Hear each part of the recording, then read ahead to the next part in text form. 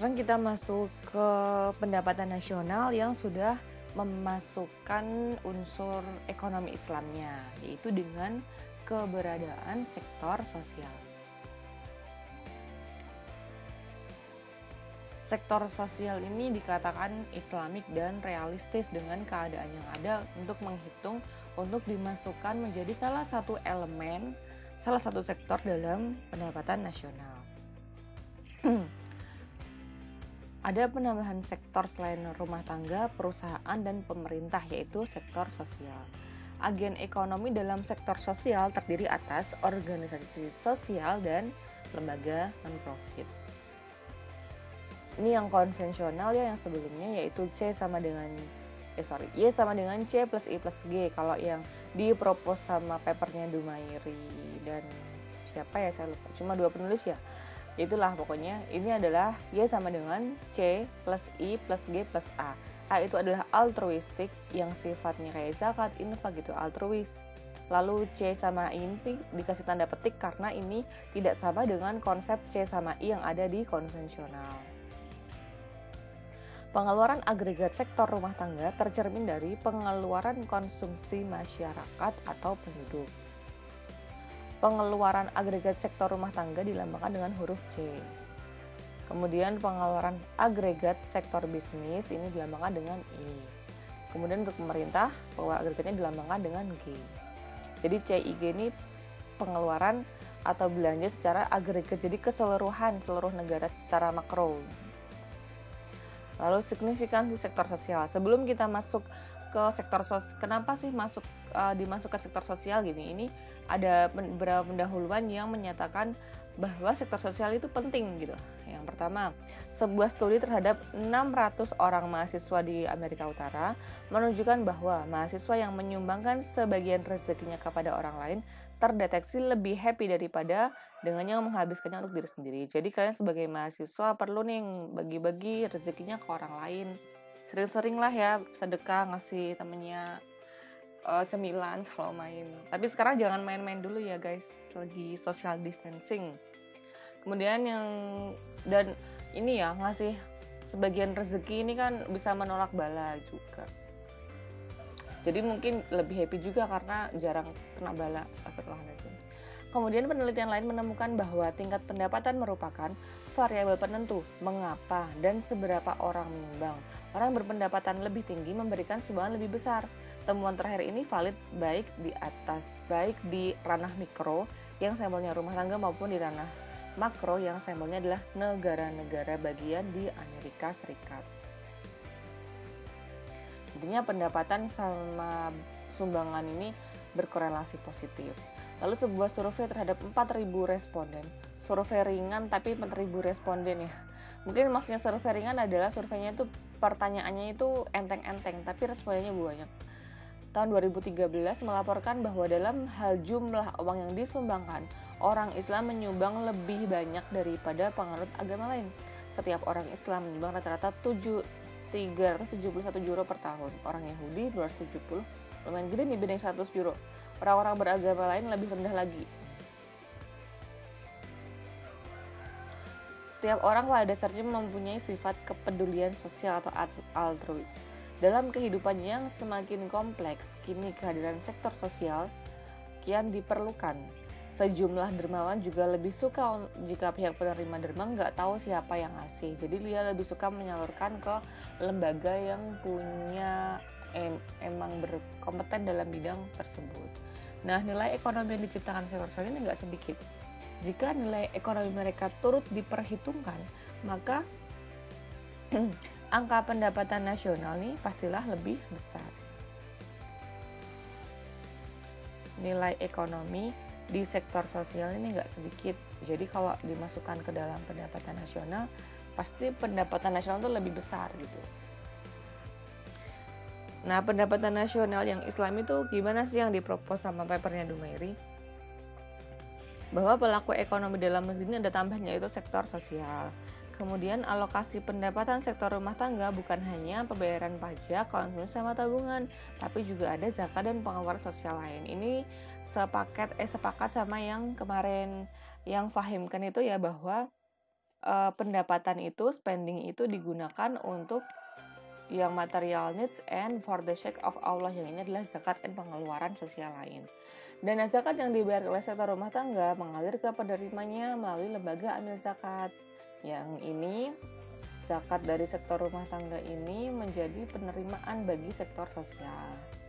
Lalu pendapatan sektor sosial berasal dari mana sih? Dari dana zakat tadi, sumbangan sosial perorangan, dan juga dari perusahaan atau CSR.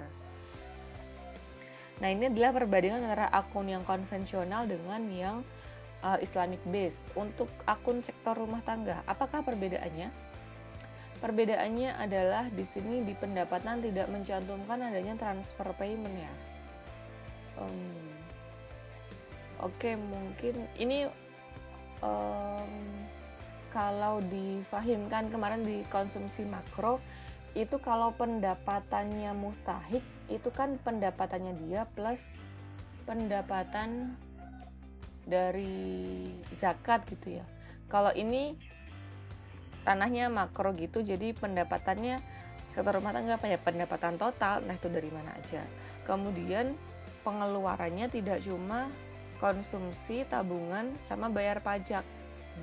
Yang sama yang konvensional kan yang ini nih, TR, C sama S. Tambahannya ada di zakat dan PSR, zakat dan infak. Kemudian yang di sektor bisnis bedanya apa? Kalau di sini pengeluarannya nggak cuma buat investasi, tapi di sini ditulis juga setoran pajak, kemudian CSR nih, CSR dihitung, dan laba dibagikan atau ditahan. Lalu sektor akun pemerintah, ini ada pendapatannya dari pajak rumah tangga sama pajak perusahaan. Kalau yang di sektor pemerintah yang konsen ini kan penerimaan pajak tuh jadi satu gitu ya, TX gitu aja. Kalau yang di sini dibedakan jadi dua, TR sama TB. Karena di sini nulis pajak household, di sini juga bisnisnya ditulis juga pajak gitu. Karena kalau enggak loh, bisnisnya pajaknya mana nih, makanya ditulis juga. Kemudian di sektor sektor sosial nih yang enggak ada di konvensional. Pendapatannya dari zakat, terus sumbangan sosial yang perorangan, personal social responsibility ya, PSR. Kalau CSR, corporate social responsibility. Nah, pengeluarannya kemana? Belanja operasional rutin, gaji karyawan dan sebagainya, sama investasi, misalnya bangun gedung, bangun infrastruktur dan sebagainya. Model pendapatan nasional Islami. Mengingat pengeluaran oleh suatu pihak pada dasarnya tidak lain adalah pendapatan bagi pihak lain yang menjadi mitra transaksi, maka di lingkup sebuah negara pasti pendapatan sama dengan pengeluarannya, kayak yang tadi udah jelasin. Nah, kemudian ini seperti penurunan rumus yang di video sebelumnya. Ini adalah bagian pendapatan yang di sebelah kiri tadi. Terus yang ini adalah bagian yang pengeluaran. Kemudian ini kan bisa kita coret-coret nih. Mana nih yang bisa kita coret-coret? Yang habis nih sama-sama S, terus sama-sama ada TR, TB, apa tadi? S, TR, TB, terus PSR, CSR, PSR, CSR. Dapatnya seperti ini ya. Y kan ini tinggal L. Z-nya juga ya. Ini Z-nya haruskah hilang? Benar. Z itu ada di ini kan Y, S, L, TB sama TR. Ini harusnya ini TR. Z di sisi sebelah kanan aja ya. Iya. Oh.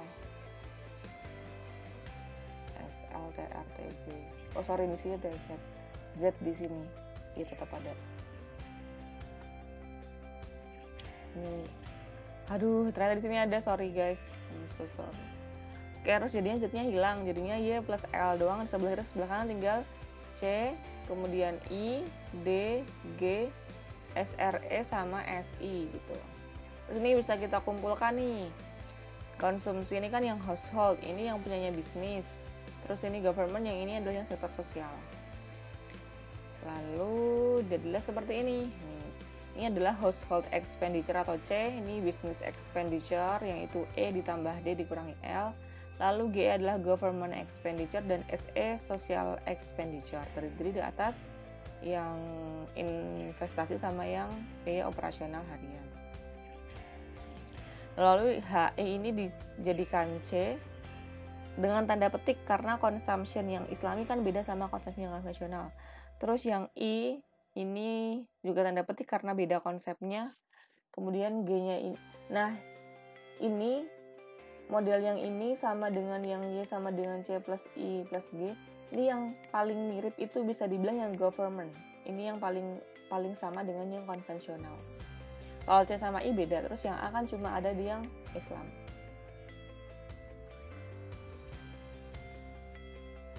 Nah, dari model ini kita bisa menilai nih kadar keeratan sosial masyarakat dengan mengamati perkembangan sumbangsih sektor A.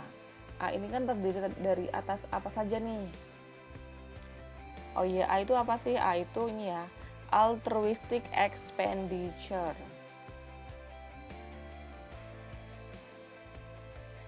Sektor sosial kan terdiri atas Z, PSR, sama CSR pendapatannya.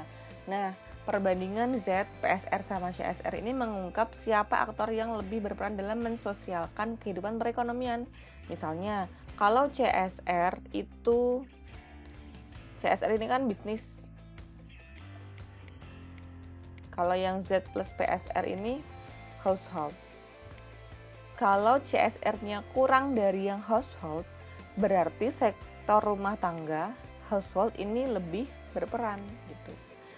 Daripada sektor bisnis perusahaan dalam mensosialkan kehidupan perekonomian.